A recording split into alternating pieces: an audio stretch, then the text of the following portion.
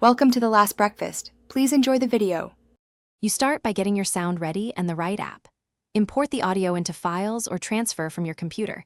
Make sure it's under 40 seconds so iPhone can use it as an alarm. Once done, open GarageBand. This app lets you convert any clip into a ringtone-like file. Create a new project with the audio recorder and tap the tracks view. You're starting the actionable part now, so don't skip the short clip requirement or the GarageBand install. You now edit and export the sound into a usable ringtone. Trim the clip to the exact segment you want. Tap the metronome if you need precise timing, and normalize volume so it's audible at alarm levels. Once the track is ready, reduce project length to match the clip and choose Share. Select ringtone, name it, and export.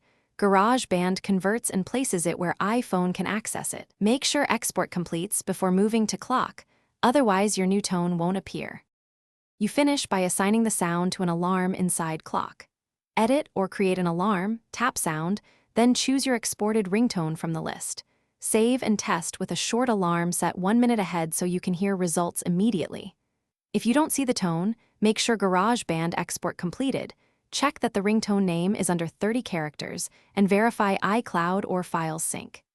If issues persist, re-export with a slightly shorter duration and try again.